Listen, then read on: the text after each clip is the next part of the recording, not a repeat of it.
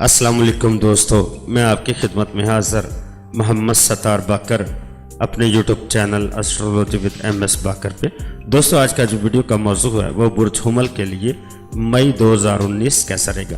तो दोस्तों, वीडियो को आगे बढ़ाने से पहले मैं तमाम दोस्तों से गुजारिश करूंगा कि जिन दोस्तों ने अभी तक भी मेरे YouTube channel astrology with MS बाकर को सब्सक्राइब नहीं किया तो वो सब्सक्राइब कर लें और बेल आइकन पर भी क्लिक कर लें ताकि हर नई आने वाली वीडियो मेरी आपको जल्द और आसानी से मिल सके।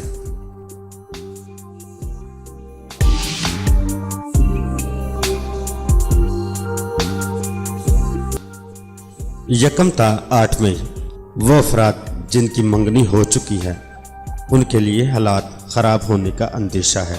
हो सकता है कि उन पर किसी किस्म का इल्ज़ाम भी लग जाए। काम की ज़्यादती की वजह से थकन महसूस करेंगे, लेकिन सुस्ती में आप नुकसान कर बैठेंगे। स्यारा मरीख ताकत और कुव्वत का ऐसा स्यारा है जो कि जल्द अज जल्द मस्बत और मनफी दोनों तरह की ताकतों को ज़ाहिर करता है। तेज़दार आलात मसलन चाकू, छुरी या आग के इस्तेमाल से गुरेज करें।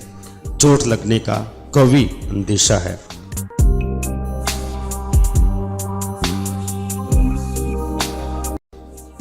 नौ ता 16 मई ज़ोहरा तस्दीस मरीख 11 ता 16 मई कायम होगी।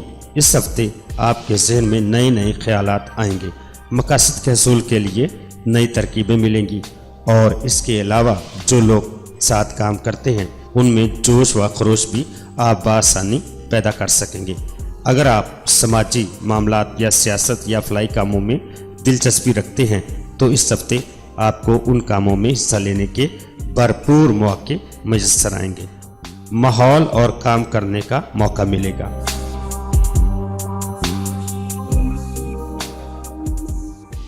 सत्रह ता 25 मई ये हफ्ता आपके लिए अहम है।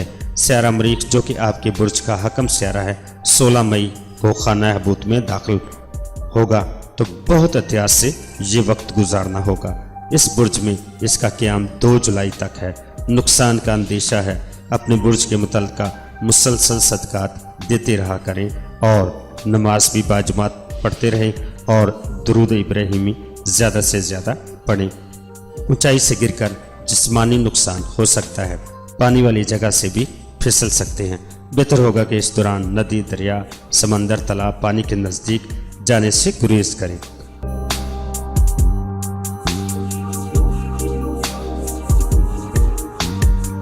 छब्बीस ता 31 मई ऐसे काम जिनको अब तक आपने गैर अहम समझे हुए थे या अधूरा छोड़ा हुआ था तो वो मुकम्मल कर लें और उससे मुकम्मल तौर पर अब फ़ायदा उठा सकते हैं। इस हफ्ते घरेलू मामलात और जायदाद का मसला खामोशी से घर में ही तय करें तो ज़्यादा बेहतर होगा।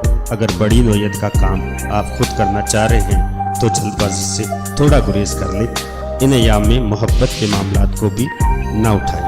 किसी से इजहार मोहब्बत भी अगर करना हो तो फिल वक्त खामोशी ही बेहतर रहेगी। और दोस्तों, अपना बहुत सारा ख्याल रखिएगा और अपने प्यारों का भी ख्याल रखिएगा और मुझे अपनी दुआओं में याद रखिएगा। अल्लाह हाफिज़, फ़ी अमान अल्लाह।